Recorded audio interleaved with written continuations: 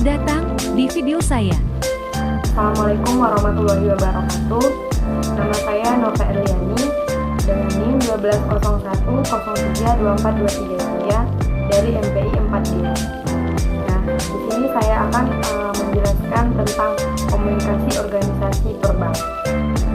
Proses komunikasi organisasi yaitu ada komunikasi perbal. Komunikasi perbal ini komunikasi yang menggunakan simbol atau kata-kata, baik disampaikan dengan lisan ataupun dengan tulisan. Dan komunikasi verbal ini sebagian besar terjadi karena situasi tatap muka secara langsung. Namun, komunikasi verbal kini semakin luas dengan memanfaatkan instrumen ataupun perangkat elektronik seperti telepon dan surat elektronik ataupun email.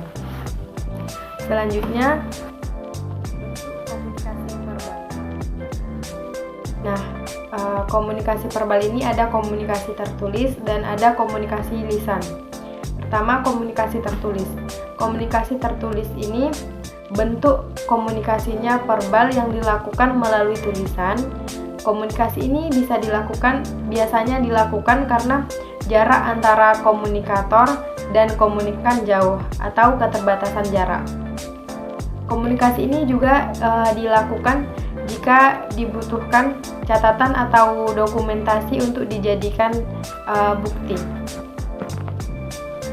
Nah, selanjutnya kekurangan dan kelebihan komunikasi tertulis. Pertama, kelebihan komunikasi tertulis. Komunikasi tertulis ini bisa berfungsi sebagai bukti dari apa yang terjadi atau yang kita ucapkan. Yang kedua, komunikasi tertulis ini dapat menjadi catatan yang permanen untuk kita dan untuk digunakan atau dipelajari di masa yang akan datang. Dan mungkin di masa yang akan datang itu kita akan membutuhkan catatan tersebut. Selanjutnya, bentuk komunikasi verbal ini dapat diandalkan ketika komunikator hendak mengirimkan informasi panjang dan penting, misalnya tentang keuangan, produksi, dan data-data penting lainnya. Selanjutnya, kelemahan atau kekurangan dari komunikasi tertulis. Ada beberapa kelemahan dari komunikasi tertulis, yaitu pertama, komunikasi tertulis ini merupakan proses yang mahal dan memakan waktu, sebab pengiriman pesan bisa mengalami distorsi, sehingga butuh proses dan waktu yang lama untuk memastikan apakah pesan itu sudah sampai dan bisa dipahami dengan baik.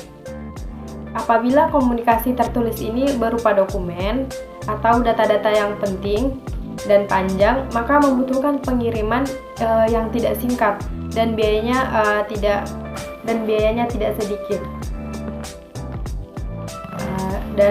Selanjutnya, meskipun komunikasi tertulis ini telah ditransmisikan dalam bentuk tulisan, belum dapat kita pastikan apakah penerima pesan telah memahami pesan dengan baik.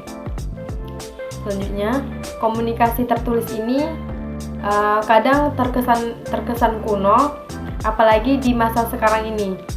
Kita meskipun begitu, hal ini masih sangat relevan dan dibutuhkan di era saat ini. Namun kelemahan lain yang sering terjadi yaitu dokumen atau tulisan atau data penting ini sering mengalami kebocoran. Selanjutnya, komunikasi lisan. Komunikasi lisan sering disebut dengan komunikasi oral, yaitu bentuk komunikasi yang verbal. Bentuk komunikasi yang verbal melalui interaksi langsung atau tatap muka. Komunikasi lisan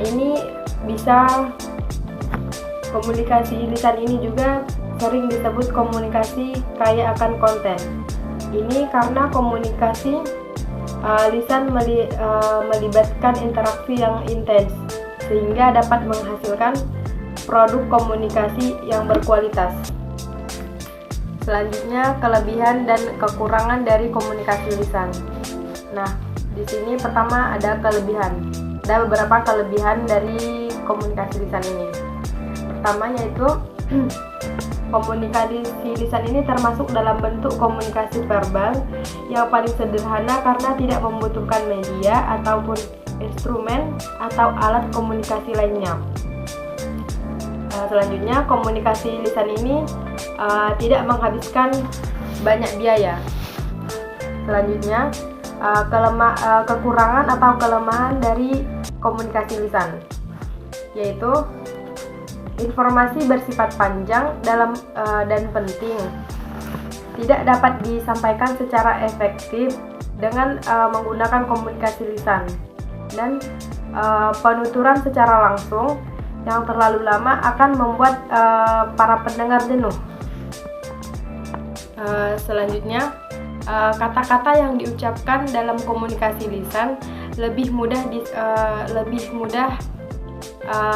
terjadi kesalahpahaman atau disalahpahami dibandingkan tulisan.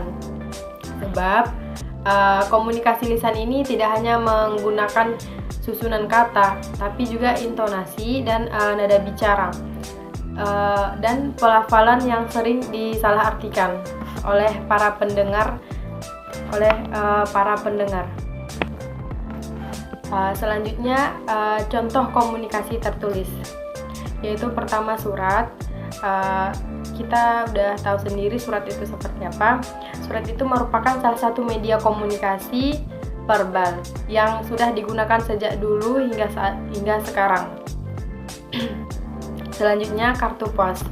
Nah, kartu pos merupakan versi mini dari surat atau lebih singkat dari surat. Selanjutnya, yang ketiga, email. Email merupakan salah satu alat komunikasi verbal yang modern. Email ini merupakan versi canggih atau terbaru dari surat manual. Selanjutnya, contoh komunikasi lisan, yaitu pertama, pidato publik, sama dengan berbicara di depan orang banyak. Yang kedua yaitu berbicara tatap muka. Hal ini berbicara tatap muka ini merupakan hal yang sangat sering kita lakukan setiap hari, atau berkomunikasi secara langsung menggunakan kata-kata. Yang kedua, bertukaran pesan dari ponsel. Nah, bertukaran pesan ini juga sering kita lakukan di kegiatan hari-harinya kita, yaitu seperti WhatsApp-WhatsAppan, baik itu dengan teman, keluarga, dan dosen sekalipun. Selanjutnya, berbicara melalui telepon. Nah, ini sama juga dengan yang lainnya. Kita sering berbicara dan bahkan bercerita dan curhat kepada teman kita, orang tua yang saling berjauhan melalui panggilan telepon. Dan semua ini